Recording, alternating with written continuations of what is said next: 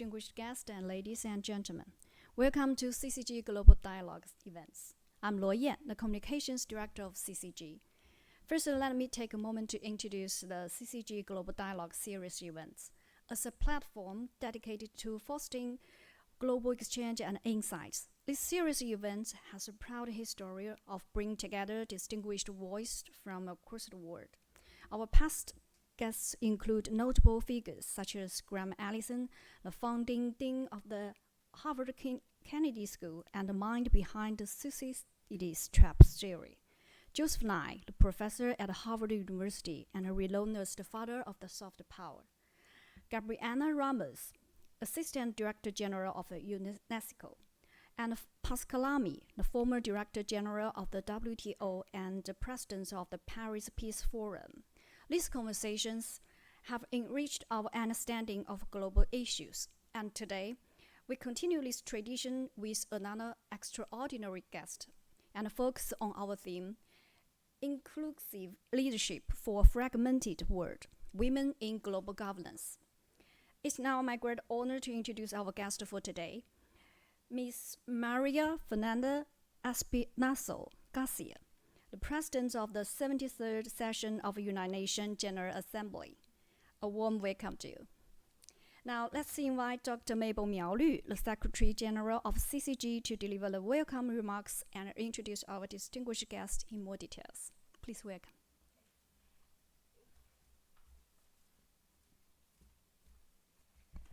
Thank you, Luo Yan. Actually, it's my great honor to host our distinguished guest, our old and good friend, Maria Espinosa Garcés, who is the former President of United Nations General Assembly. I would like to introduce about Maria. Actually, Maria is a distinguished politician and diplomat worldwide. And the United Nations General Assembly elected Ecuadorian Foreign Minister Maria Espinosa Garcés on June 2018 as president of its 73rd session, owning the fourth woman to hold that position in history of world body and the first since 2006. The president of the 73rd section of the General Assembly, Maria Espinosa Garcés, has more than 20 years of multilateral experience in international negotiations, peace, security, defense, disarmament, human rights, indigenous people, gender equality, sustainable development, environment, biodiversity, climate change, and multilateral cooperation. She has served Ecuador as Minister of Foreign Affairs twice, Minister of National Defense, and Coordinating Minister of Natural and Cultural Heritage. Maria is with very strong leadership and rich experience in diplomatic circle and United Nations staff. And we met Maria in different occasions worldwide. I remember in Munich Security Conference, Paris Peace Forum, even in Doha Forum and the Boa Forum for Asia. You are so active, and with a strong leadership, the world already witnessed your strong leadership and to active participate so many conferences, deliver strong messages about the collective efforts for global governance. So later, I would like to invite you to have the CCG serious dialogue. And as Luo Yan mentioned, we have a lot of distinguished guests, maybe some of your colleagues, and you know them very well. But today we have a very special topic. It's about the inclusive leadership on global governance, especially the women's role in global governance. I think it's a very urgent topic for current situation. So maybe let's welcome Mrs. Espinosa to be the stage, and we will have the dialogue. Thank you. Yes, please. Yeah. Maybe, yeah.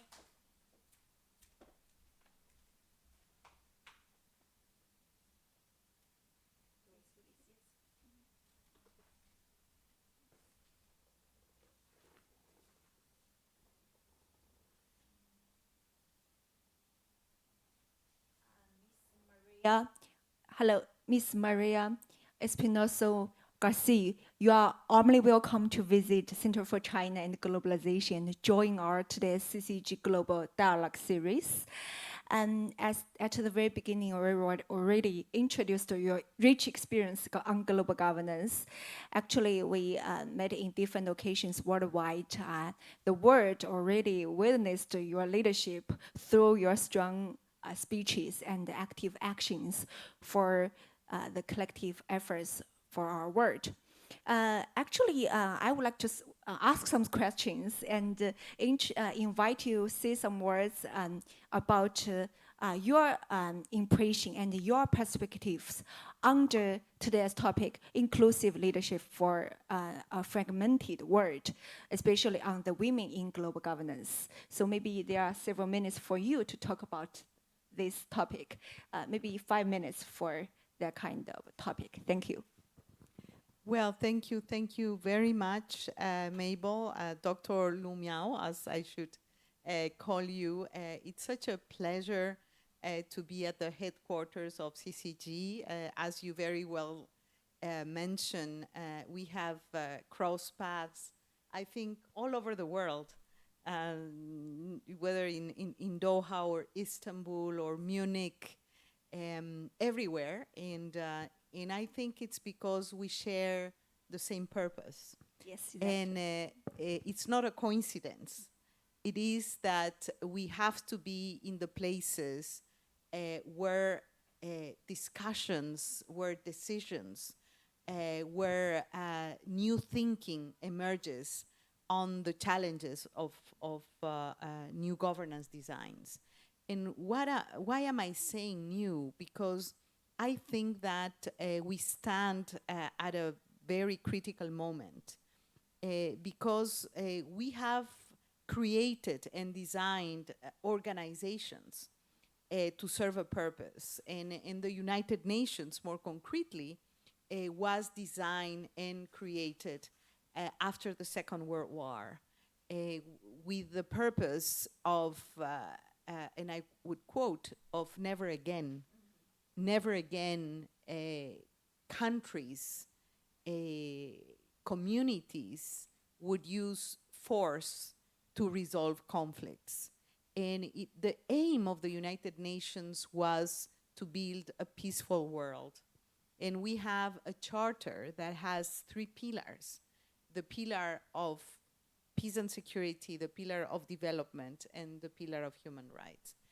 And when the charter was signed, the UN Charter, which is the UN Constitution, let's put it that way, 80 years ago, 51 countries signed the charter.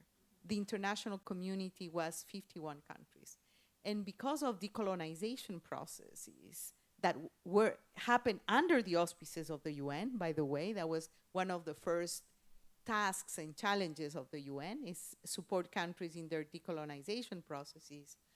We have now a community of 193 countries. And only in the numbers you see that the world has become bigger, wider, and more complex. In that the new threats to our survival as humans have also shifted. Some remain the same, like the threat of war and conflict, but others have emerged. For example, climate change and the climate crisis. Others have emerged, like the new technologies and the use of artificial intelligence, increasing poverty and inequalities. We have come up precisely 10 years ago with this new framework and global commitment called the Sustainable Development Goals. Basically, the 17 Sustainable Development Goals have one and only purpose, is to combat poverty, inequalities, and bring a life of peace and well-being for humanity. And these might seem platitudes, but it so happens that these minimum standards of living are not our reality. No, for hundreds of millions of people that continue to live in poverty.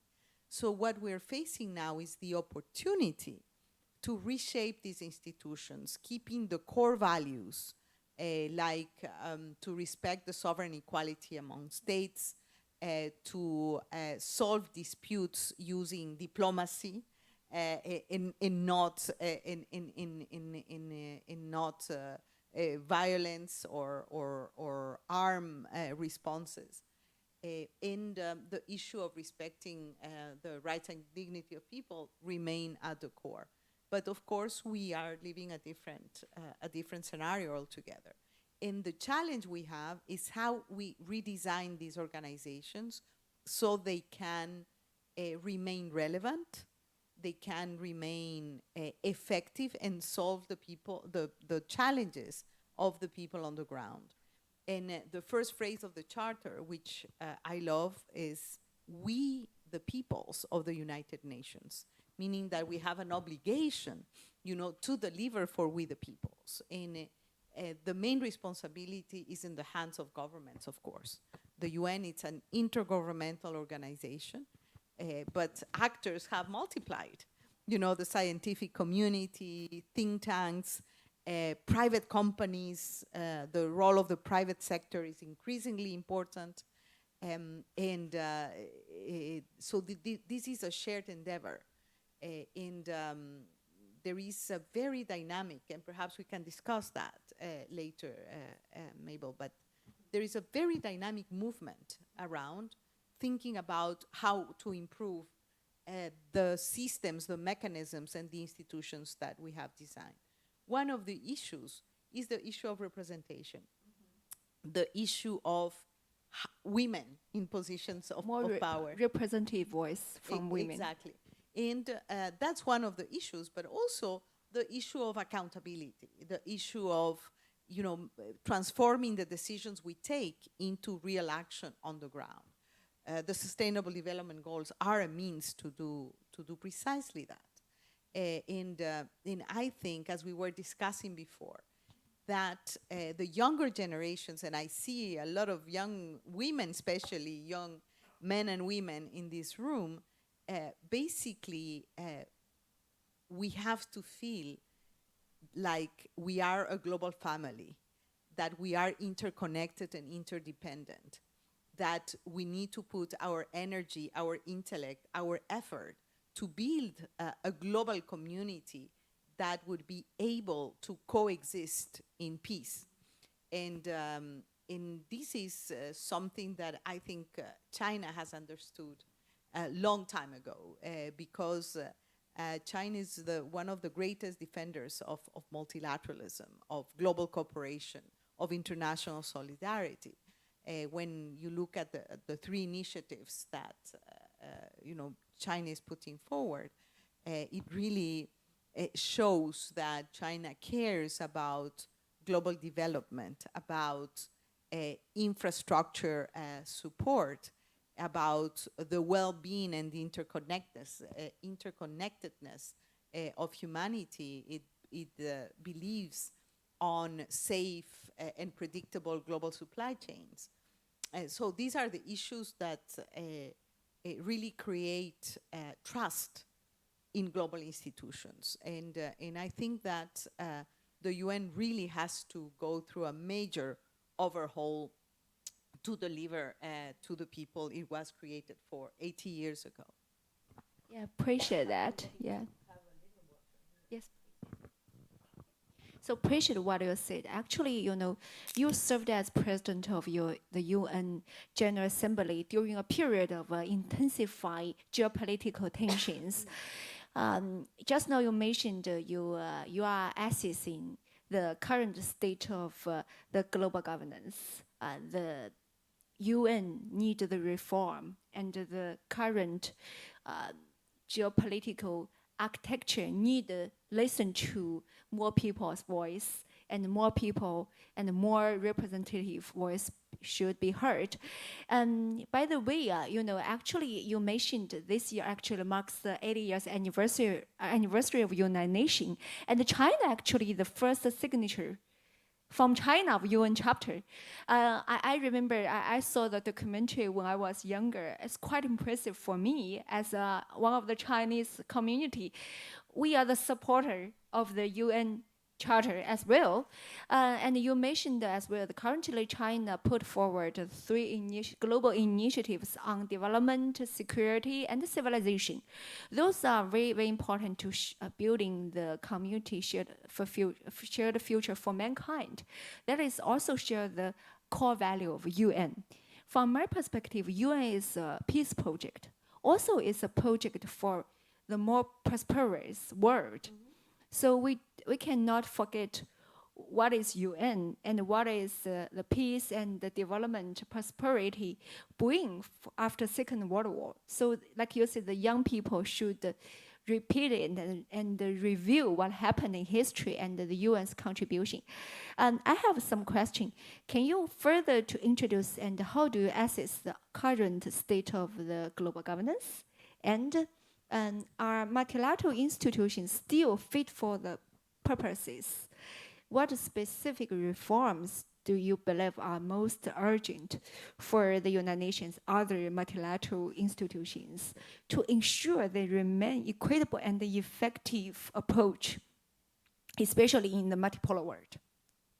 Well, this is a very interesting question, because what we are witnessing, we are not in the post-World War II scenario. We are not anymore in a bipolar world. We are experiencing a, emergence with the great strength of many powers. Some call it a polycentric world, others call it a multipolar world. But what is true is that power has diversified into many hands. And what we are experiencing is high multipolarity, but low multilateralism in a way. And what we need to do is redesign the multilateral institutions so they can embrace this diversity and this redistribution of power. The core should remain the importance of international cooperation and of international solidarity. Why? Because we are more interdependent, but also more vulnerable as a human species. For example, if you look at the health sector, we know that our security depends on the behavior of the neighbors and even physically in your building, how the neighbors behave, on the rules and the standards, of course, but in the way societies respond to that. If we talk about climate change, it's not that the emissions on CO2, they stop at borders. It doesn't work like that. No, the environmental crisis, which is a planetary crisis, does not respect national borders. Whether we speak about the extinction crisis, the disappearings of species, whether you speak about air pollution or climate change, the deterioration of our oceans, everything is interconnected. Therefore, our response should be collective action and should be based on cooperation. And this is the core of a well-functioning multilateral system. Your question was, what are the things we need to change? And I think we should preserve the core values of the UN, the reason why it was created, to build a world of peace, of well-being and a dignity for all. These remain, I would say, the center. But then how we reach that situation, it's different because the actors in the international community are different. And if you look at the technological capabilities, if you look at the wealth in natural resources, if you look at natural capital throughout the world, there is a more complex scenario out there. So the things that need to change, I would say, is the way the multilateral system takes decisions, translates the decisions into practice, and this practice improves the life of people. This means like a no-brainer and even a platitude, but these are things that are not working in the system that we have today. You know, what is the balance between the role of the General Assembly, which is a sort of a parliament of nations, no? Because it's every country, one vote, regardless of, you know, how many square kilometers you have. It's one country, one vote, Global one seat. parliamentary. Exactly. It's sort of a parliament of nations. Then you have the Security Council, which has, you know, main mandate and responsibility is to keep the world safe and free of conflict. And in that is also something that, you know, the system is not delivering. As we speak, there are more than 100 active armed conflicts around the world. So something is not working well. And humanity, in a way, is a custodian of peace. No, and this is something that also needs to be boosted.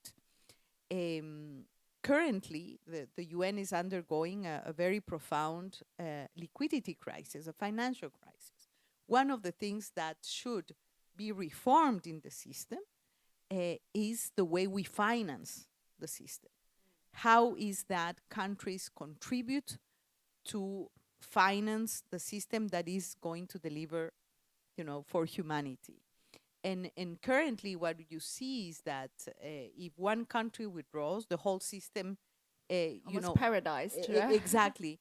But then, you know, this multipolar world has to respond, you know, in a different way, and the UN has needs to be financed in a way that does not rely in one country only, but has, you know, evenly a more diversified sources of funding.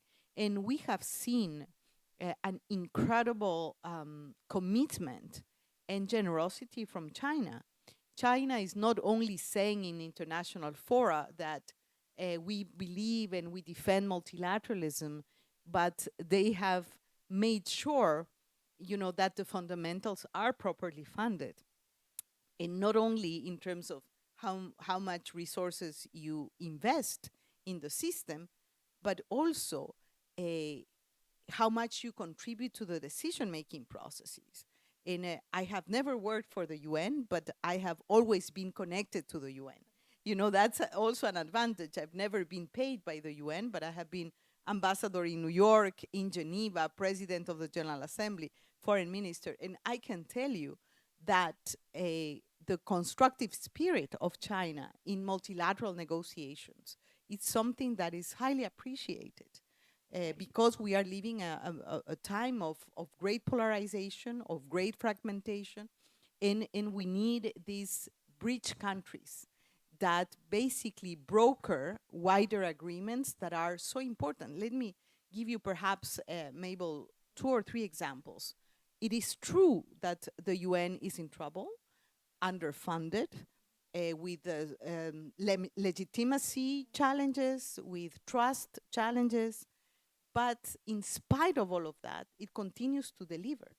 Just in May, for the first time ever, governments came together to approve a new pandemics treaty that is going to really make the cooperation in a pandemic situation easier and framed under certain shared norms and standards. For example, access to medicines, access to vaccines, and several protocols that are going to help. A few months ago, there was the International Maritime Organization passed a carbon adjustment tax for shipping, no? Agreed by all countries. A few weeks ago, we were in Seville for the 4th Financing for Development Conference. The Seville Compromise is a very strong outcome negotiated by all members, and basically committing to increasingly closing the gap on financing development. And here again, China comes, leading by example. And you mentioned the 3 initiatives on peace, development, and civilization. And these are not only words. There are practical investment commitments of the country to support the countries that are less privileged. And that's the core of multilateralism. Yeah, appreciate your words. Actually, China has done and tried our best to give more budget to United Nations. But U.S. is still the largest budget contributor, but China is the second one almost in the P5. And I think what you mentioned is very, very, very important regarding the UN reform. We need to reform UN, but still we should appreciate the achievements UN has done for humanity. And there's no other kind of project like UN can be installed by others. There's no other alternative. So I think we should still uphold the core value of UN and the spirit of collective efforts of UN to promote the peace and the prosperity of the humanity. Another question is, you are the first female Latin American president in UN history. How do you see the significance of your role? How can developing countries, especially the global south countries, secure a more representative voice in the institution of global governance? Well, that's an excellent question, and also, some good news. It's not only the percentage of each country contributing to the UN; it's whether you pay or not, also your dues, and but the increase in the contribution of China is extremely meaningful, because now China contributes almost 20% to the overall budget of the UN. We should update my Yes, data just now. and in terms of the peacekeeping operations, China went, if I'm not mistaken, from the 18% to more than 20% of the peacekeeping budget of the UN. So that makes China a very strong player. Again, not only words, but action. No, and this is extremely important. Your question was about the role of women and the representation of women. I am the CEO of an organization called Global Women Leaders. It's a network of women, former heads of state and government, former high-level officials of the UN. I have the privilege to be the CEO, and that's the reason why I sit in Madrid. My office is there. And we produce a report called Women in Multilateralism. And we track the 54 most important international organizations and look how many women these organizations have. Oh, that's interesting. Data talks, right? Yes. So, just look at our website and you will see we have been tracking this for 3 years now. And what you see is a chronic underrepresentation of women in positions of power in the international system. Let me give you one example. We tracked, for example, how many women ambassadors the UN has had in New York since the first, since the UN was established.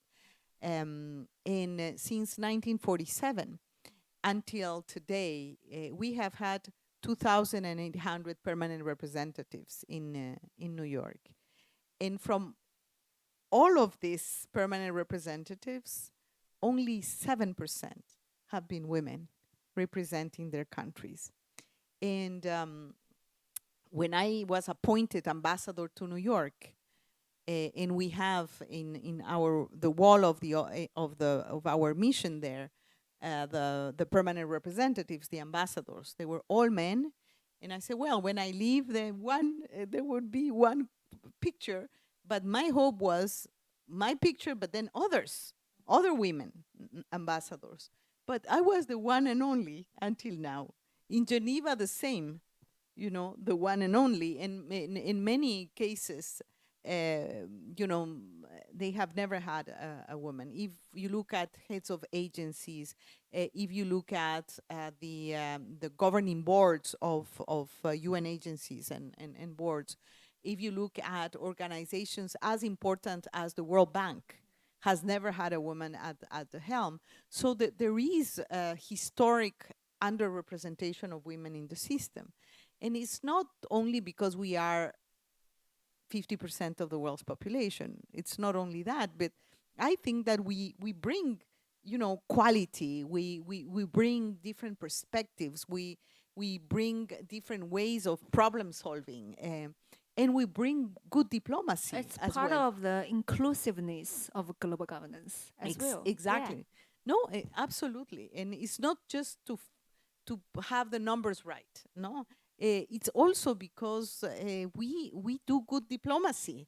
And Mabel, when you travel the world and you speak and you speak for the good causes of multilateralism, of cooperation, of better global governance, you know that you bring, a special We perspective. contribute from our angle. Exactly. And I think that's perhaps what the world needs right now when we think about changing leadership, for example, at the UN.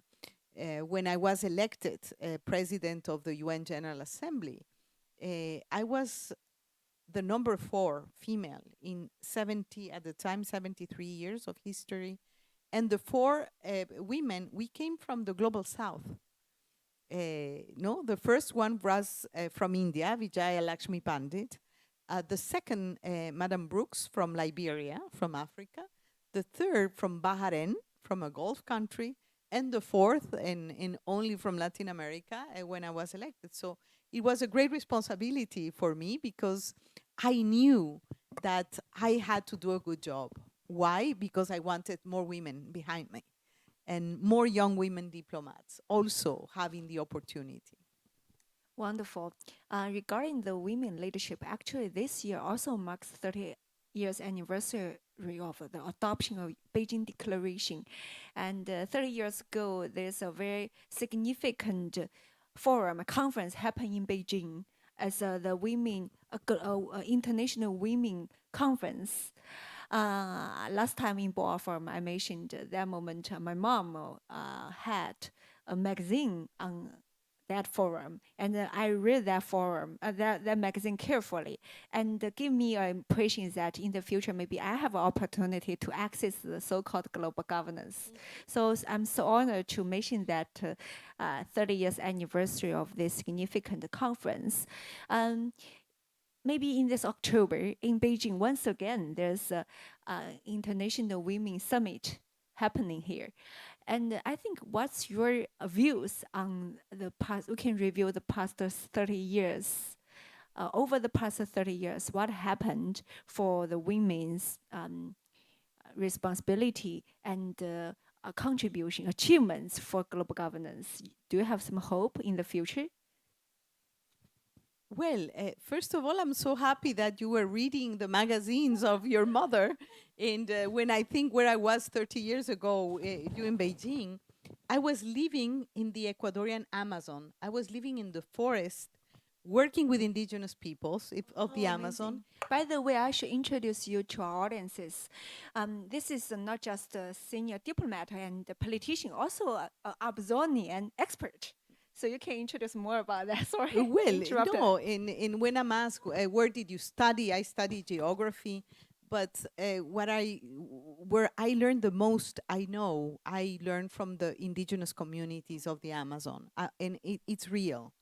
And my work was with indigenous women, basically. And what I was doing, among other things, but preparing the first delegation of indigenous women to travel to Beijing for the conference.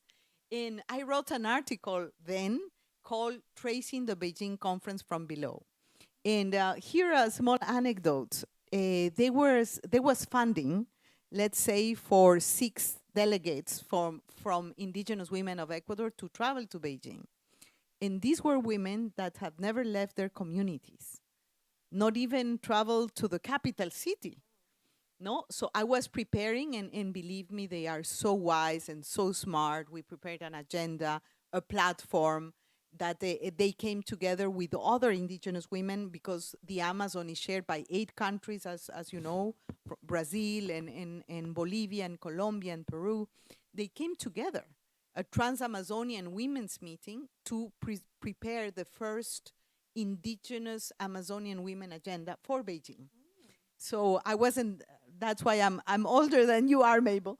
And so they said 6 funded participants, and I was, of course, the person coordinating. And I said, no, I will leave my space for one more of the women there. And I'm sure that they're going to find their way. And so I stayed. I gave my seat to another indigenous representative, and I monitored. And at the time, we didn't have phones and cell phones didn't exist. So I was very stressed because I didn't know, but they were never shining. left their region, but they crossed the Trans-Pacific. And went to Beijing, and they were a big success, because it was the first time that they found other indigenous women that came to Beijing. And I think that Beijing was perhaps the landmark of the women's rights agenda worldwide. The legacy of Beijing was so important 30 years ago. You know, being here, going to universities, having a career, having dreams as young women, it's also very much because of the struggle and the agendas that were built, you know, during in Beijing. And I'm very happy to hear that there will be some celebration here to remember the legacy of the Beijing Platform for Action. And of course, the downside is that we signed and committed to many things. And the situation of women around the world is not the best. Not only the issue of representation and participation, but violence against women, salary gaps, overburden of care work in the shoulders of women worldwide. In situations of conflict, women and girls are the ones that suffer the most. In human trafficking, women that are trafficked worldwide, 80% are women. And women that decide to go into politics, there is a lot of violence against women that are in politics worldwide. You have, you know, very difficult situations in many countries around the world of lack of opportunities, of discrimination. And it depends. If you ask the World Economic Forum, they will tell you we have done the arithmetics, and it will take more than 200 years to close the inequalities gaps. UN Women tells you, I think it's 150 years that we have to wait to close the inequalities gap. And I think we need fast track, no? We cannot wait 150 years, because we want our daughters and granddaughters, and we want you, the younger generations, to have the same opportunities and the well-being, and live in a world free of violence. And so this is a collective endeavor, and of course there are places where we are seeing regression in women's rights, in regulations, in legislation, and you see that instead of improving, we are going back. So I think it is time to celebrate the legacy of Beijing, but it is time to continue working also for women's rights, because it's not a given. And sometimes younger generations, they forget all the struggle that went into this. So you are where you are, you know, very talented professionals, very committed young women. It didn't used to be that way, you know, always. So the struggle continues, and very much, you know, great enthusiasm to see that we are going to do a commemoration of of the legacy of Beijing. Yeah, thank you. Actually, I think once again to organize that event in China, in Beijing, is a good reminder for people, for humanity, that how hard, how tough in history women achieve those our own, our own achievements to reach our own achievements for our gender equality and parity. So it's great. And today our topic is women in global governance. Sometimes I always encourage my surrounding colleagues that we should access to the core of all the issues, including global governance. There's some data actually in China in the past over 3 decades, even longer. China has more than 40 million female scientific and technological workers that they are female. So it's a huge number, actually representing over 45% of total workforce in that field, scientific and technology. So I think STEM field, science, technology, engineering, those fields are very important for our world development, and China has done a lot of achievements in that field.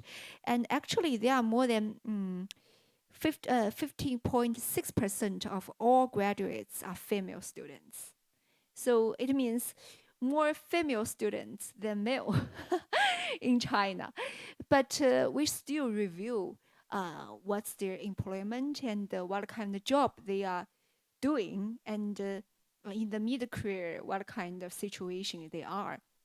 So yourself is a model and idol for all the female to access the global governance. I think it's huge encouragement today in this occasion to talk about your story. Thank you, appreciate that.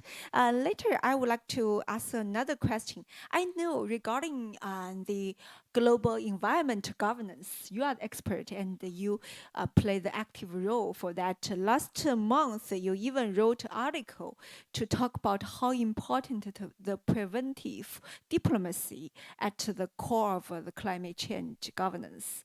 So do you have some more words on that to talk about the global climate governance? We know that right now we met a lot of challenges, especially the transactional diplomacy versus what you said, the preventive diplomacy. Transactional diplomacy is prevailing.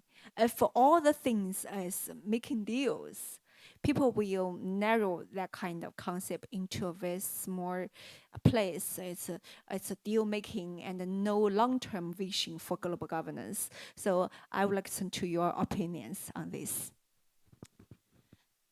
Well, I think that one of the challenges that humanity faces is how we get together to govern the issues that go beyond our national borders. In nature, I think is the best example. The Earth system, no? Because yet again, if you have a wetland or you have oceans or a forest, ecosystems do not respect borders. So if you want to fight air pollution, or if you want to fight extinction and combat deforestation, and it's because we have a responsibility over the functioning of the Earth system. It's our life supporting system. When people say we want to save the planet, and believe me, the planet can live very well without us, without humans. No, but we cannot live without the planet. That's where our food, our air comes from. And the truth is that what we have done, I think at certain moment, it was, a good decision, is to create conventions on issues, issue-based conventions. So biodiversity convention, climate convention, wetlands convention, migratory species convention, and to reach more than 2,000 multilateral environmental agreements. And the problem is, how is that you make sure that you comply with all these conventions? In countries, of course, China is a big country with great capabilities, I come from Ecuador, a country of less than 20 million people. We should hire half of the country just to report back on the conventions. It's impossible. And basically, we should overcome these issue-based international treaties and look about a more systemic way of looking at the Earth system and make the life of countries easier to cooperate, to protect, to invest, in ecosystem-based approach. And it counters the current structure of governance, and that includes, of course, climate. At one point, there was an initiative, when I was president of the General Assembly, there was a mandate to negotiate the Global Pact of the Environment, some kind of a framework of a big framing mechanism to help countries to work in ecosystem mode and not in issue-based mode. When countries have to report back on their NDCs, the nationally determined contributions on climate, this needs to be integrated to what they report to the Convention on Biological Diversity, to the Convention on Desertification, to the Wetlands Convention, have a more integrated approach. And we haven't come up yet with the solutions to that, but I think we need to, rethink. And when you talk about about environment, people think about climate, which is critical because, climate change is killing so much people, displacing hundreds of thousands of people.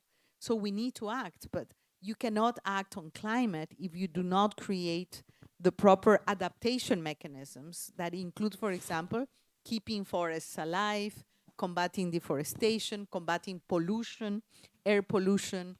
We know that 70% of the emissions come from cities.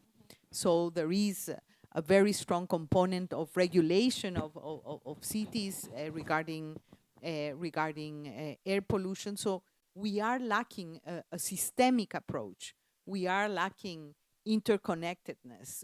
We are lacking better ways to collaborate. And here, you were saying, Mabel, what are the challenges for the current multilateral order?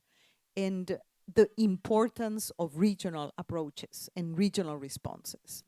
When the UN was created and established, this configuration of regions, of new multilateral configurations, issue-based, interest-based, regional approaches. I know China is leading APEC, for example, ASEAN, even, the BRICS that took place recently. So these are regional configurations, issue-based configuration, but all these regional spaces, all these ad hoc groups need to come up with responses. And of course, there is the need to have a global universal structure. That's the UN, But I think we really need to reassess the effectiveness of the environmental conventions, even the climate convention. We are going to meet in Belém for the 30th time. COP30, yeah. COP30, meaning that we have met 30 times and emissions continue to grow. So something is not right. And in some countries take the issue of climate change more seriously than others. And let me again put the example of China. China has a long-term plan, a very well-organized transition. It's the first producer and investor in renewable energy. So they act as they say. And this is a very good example because not all countries do the same. I agree with you. Very interesting, you mentioned the regional governance affiliated with the global governance. Especially at this fragmented world, I think we should renew and innovate the kind of global governance. Yesterday, EU and China concluded a summit. They reached a very important agreement, is that EU would like to work with China on the green transition. The both sides bilaterally strengthen the cooperation on green transition, and would like to support Brazilian people to get a great and successful COP30. I think it's very, very important, like the two pillars of the global governance, EU and China right now, making the consensus on the green transition. And it's good for the global governance. Actually, everybody suffer from the climate change. This is a global issue. But right now, at this intensifying geopolitical tensions, the superpowers competition sounds like more exciting words. But like you mentioned, we should translate those theory and ideas into the actions. The EU and China, I think, make a good consensus agreement on the green transition, including like the EV cars, those renewable energy, how to spread it into other regions, like in Africa and in Latin America, how make people don't make anybody lagging behind. Digitally, also renewable energy, right? Those are very important part of our global governance. This time you visit Beijing, you can see so many cars with the EV symbol, and those are electrical vehicles. In China, it's very, very cheap, and China would like to contribute to the world. I think it's a good thing. I remember exactly in Munich Security Conference, some people complain China, criticize you are doing the overcapacity and dumping your EV ones. But one of the people from US, I remember exactly, he said, come on, if Chinese people would like subsidy the world on climate change and avert that induced climate issues, why not? It's good for everybody, every individual on the earth. Maybe some right, some wrong, but I still believe that, EU and China, those two pillars, like you mentioned, they are part of the regional mechanism. They can work together. It's a good thing for the world, good thing for the so-called preventive diplomacy, like you wrote in the article. Yes, very interesting. Maybe the last question is also regarding the young people. You already mentioned today there are many young ladies here. They are your fans, actually. You are the idol of the women's participation of global governance.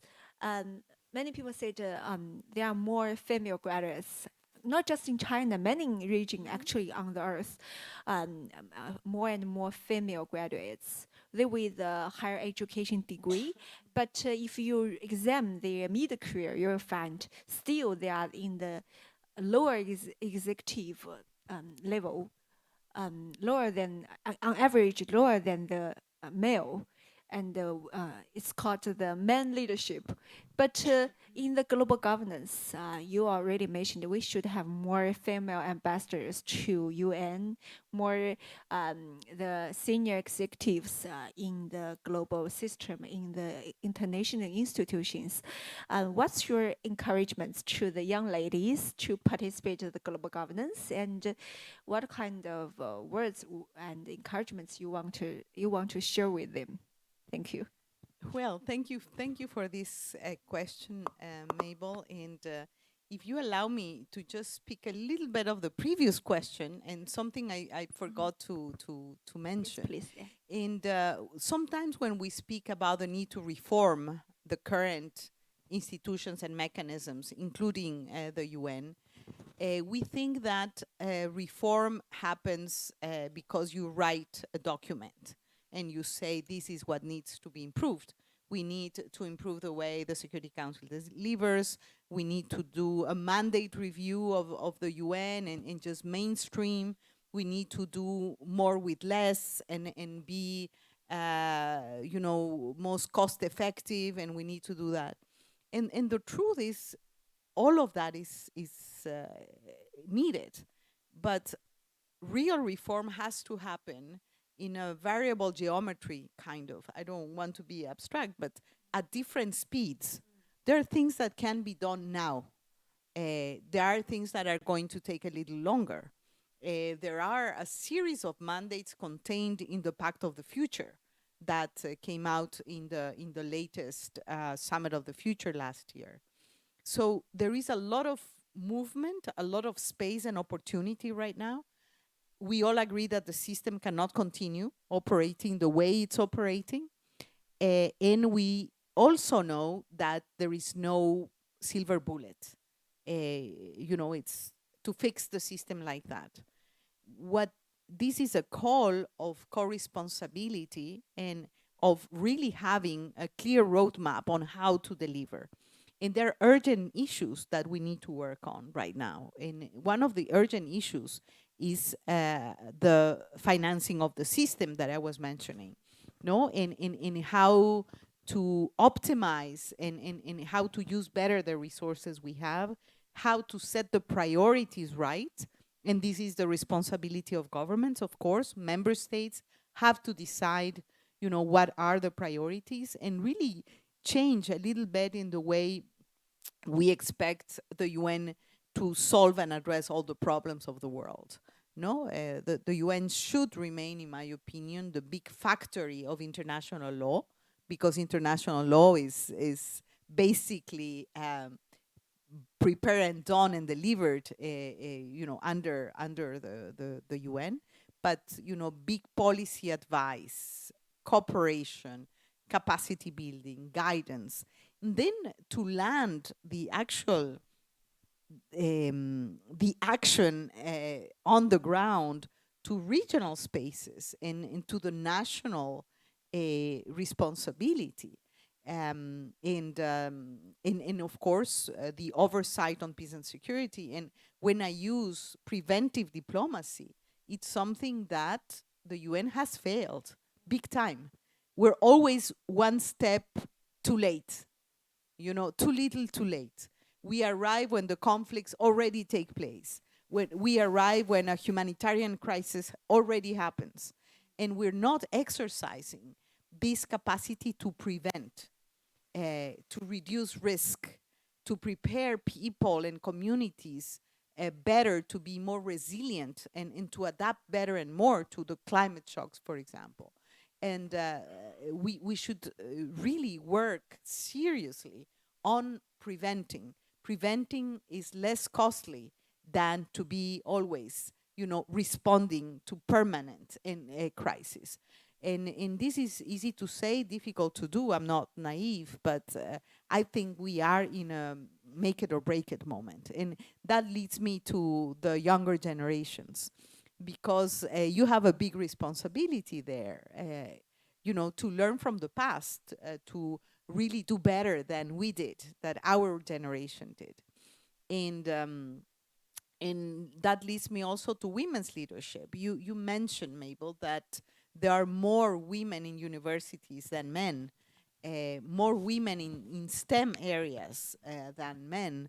In the world, in diplomacy, when I was president of the General Assembly, the cabinet of the president is formed by contributions of countries with diplomats. It's not the staff you have, they come from different countries. And I had two, I didn't choose them, it was the Chinese government that had the generosity to give me two superpower diplomats. Both were women. Both were women. One expert on human rights, and a second one was an expert on climate change. And they were among the super bright, super young diplomats in my team. I learned a lot from them. And the truth is that it is about opportunity and possibility. And I think we should never, never be afraid of asking for our space, asking for the roles we want to play, following our dreams. And I would be lying to you if I told you it's easy. It's not easy. For women, it's difficult, because we are expected also to be good housewives, good mothers, have different responsibilities, but that shouldn't be an obstacle, because we are experts in multitasking. We know how to perform well in different spaces. In the world has changed in a way where the care work is better shared in the household, in that we can have career plans, that are ambitious, that are forward-looking, and you also have to think about even the generations to come, and you want the women of the generations to come to have more and better opportunities than you had. In the truth is that when I was appointed Minister of Defense of my country, this is not naturally, a job for a woman. Defense ministry in many years ago, you were like it's a typical man job. Exactly. No, even foreign minister, I was the first one, the first minister of defense. And of course, being a professional, I wanted to perform the best way I could. But I always thought I need to do a good job because I'm opening the door for younger women and the younger generations to prove that we are capable, that we deserve to be in spaces where decisions are taken, and that we have the merit. So never shy away. Be very careful about this imposter syndrome sometimes. No, women, we are self-demanding. No, oh no, perhaps I'm not well prepared. Oh no, perhaps we don't have, the qualifications, or perhaps I'm not ready. We are always ready, and we are always ready to take up the responsibilities that come to us. That would be perhaps a very humble advice. Never shy away of opportunity, and really fight for it.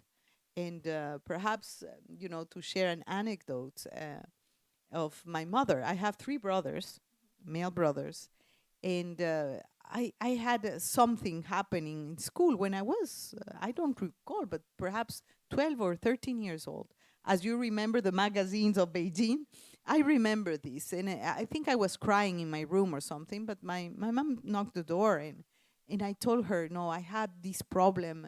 I was supposed to be whatever, I don't remember, but leading the school newspaper or something that is so important when you are living the moment. And she told me, listen, no one is going to knock on your door and tell you, here's your opportunity. It's not a given. You have to fight for it. In being a woman, and she was talking to me because I had 3 brothers and a father. No, she said, always, follow your dreams, and push hard for whatever dream you have. If you want to be a chef, a diplomat, an expert on foreign relations, like Mabel, that represents this country and represents women in such an able way. I have seen her, and am a great admirer of the work she does. And see that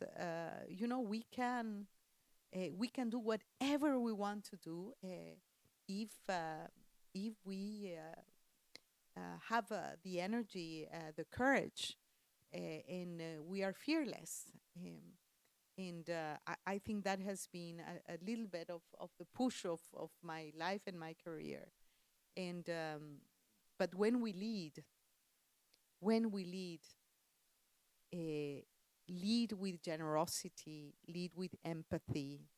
I would say even lead with love. That's what make the leadership style of women different. And Female characteristics of leadership. well, yes, and then you never regret.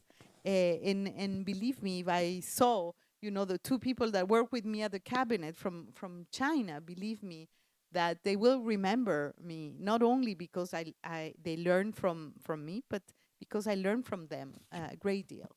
And my food every day, and the energy that I have, I get from my own team in Madrid. No, they're all young women. We try hard, but my team is rather small, but they're all women, except for the IT technician of the computers. No, but we did open calls for the positions. It so happened that I work only with women. It should be a mixed group, but for the time being, it's women. But yeah. Excellent. You mentioned we should seize those opportunities through fighting for that, not just waiting that kind of opportunity to reach you. So I agree with you at all, very much. Actually, it's not easy as a female, as a lady, as you mentioned. Like in China, I believe around the world, in any places, women are expected to be the thought with 1,000 hands. You should do this, you should do that. You are expected to handle everything by yourself. Without that, you cannot achieve that. It means your ability is not good. So a lot of hopes for women. And we should fight for ourselves, especially in the society, even for the global governance, as you mentioned. Excellent. We have a good dialogue flow. Later, I would like to pick very quick questions from our audiences. There's some media people, right? There's a media person from which media can introduce yourself. Yeah, please.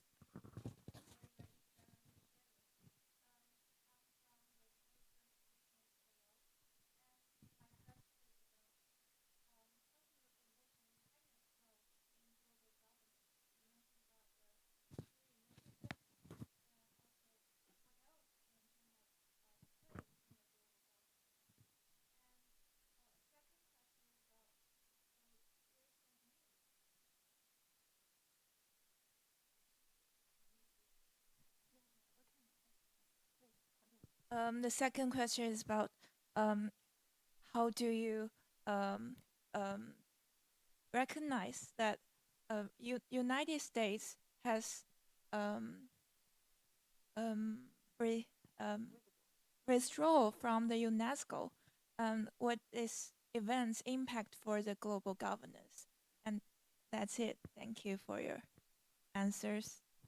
China takes seriously this year's 80th anniversary of United Nations. Early September, there's a big parade happening in Beijing in Tiananmen Square. So it's a huge event for China and for the world, I think. So the first question, I think, is related to the UN. And thank you. China's role in UN. Will I repeat my first questions? Yeah, no. I got your question very, very well. Both questions are excellent. The first question is the role of China, and it is not only the three initiatives on development, peace, and civilization. It is more than that. It is the very constructive contribution of China in the intergovernmental negotiation processes. China has been, and believe me, I've been around for decades, as ambassador and in all my positions, is a country that has always a very positive, constructive stand. It is not only the financial contribution that China is providing to support the functioning of the system, it is the attitude to contribute constructively, to the discussions and the negotiations and the decisions. And China is a country that always, respects its commitments, and that's very important. I have never seen China withdrawing from any of the multilateral agreements or treaties or organizations and institutions that form the system. And China is also has for a long time contributed to openly, generously cooperating with countries that are in need. When you see countries that are undergoing major conflicts or major climate shocks, the support of China always comes. So cooperation is a word that we have seen come through, no? Not only words, but actions in terms of investment, in terms of constructive attitude towards the negotiations. And we were only remembering, the legacy of Beijing on women's rights from 30 years ago. Initiatives such as the Belt and the Road Initiative that has brought together so many countries with great development opportunities. The importance of China in securing supply chains. This is very, very important. Trade rules are very, very important. And not only for the big powers, but for the smaller countries like my own. No, we have a free trade agreement with China, and believe me, I mean, we are far away. Why would China want to trade with Ecuador in South America? But it's not only about how much do I get from this deal, is how much we cooperate. There is a spirit of true cooperation and generosity. This is at the core of multilateralism. I have followed China I think I have been to almost 20 COPs in my life, and I have followed the commitment of China throughout. And when China says no, it's because they cannot deliver. When they say yes, it's because they can deliver. And I was part of the negotiations of the Paris Agreement. And I so happened to be seated next to Minister Xie at the time, which was the climate envoy of China. I not only learned a great deal from him, but I learned, how good, good climate diplomacy.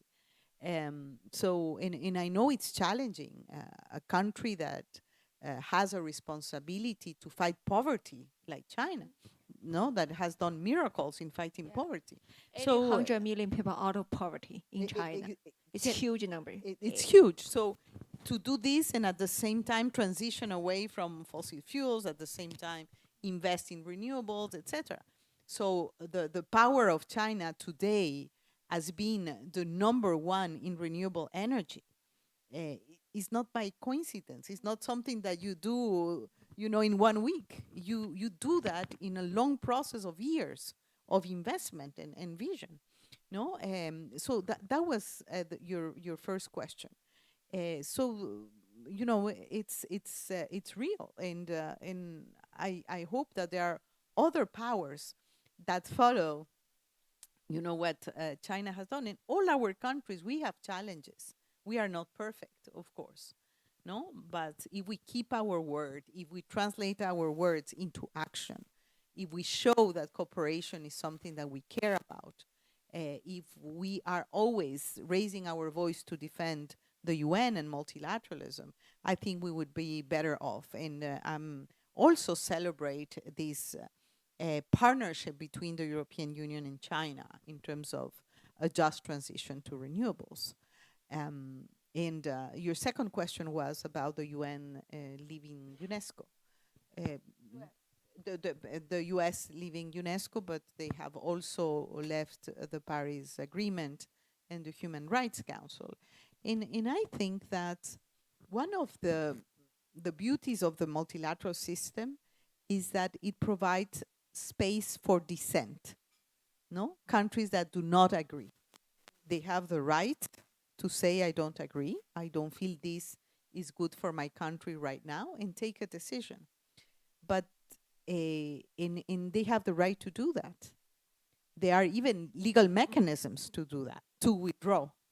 No, it's not the ideal, but it can be done, and the system should respect that. Of course, in terms of cutting funding, for example, in the case of an important donor, the UN should be more resilient and well prepared, no, to face, for example, budget cuts. And quite frankly, it wasn't that well prepared. But this right to disassociate, to say, I'm leaving this because I don't feel right now that this is contributing to my country, I think it's a very legitimate decision.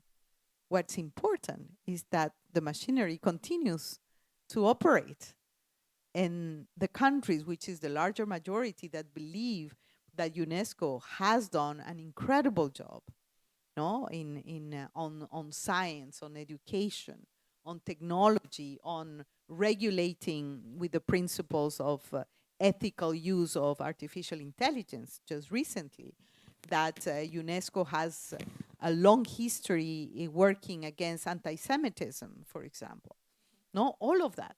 I think it's part of the legacy of these institutions, and we should continue to support that. And if at some point one country feels it's not on their interest, you know, there are ways of saying no, and the system should be prepared to, you know, accept and process the right to dissent. So diplomacy is not, you know, an art to talk to the people that think alike. Because for people that think alike and have the same projects and agree on everything, you know, you don't need diplomacy as much as platform to discuss, you know, quote unquote, with the ones that think differently, that have different positions. The art of diplomacy is the art to speak about, to speak with countries, groups, and individuals that think differently. That is at the heart of diplomacy.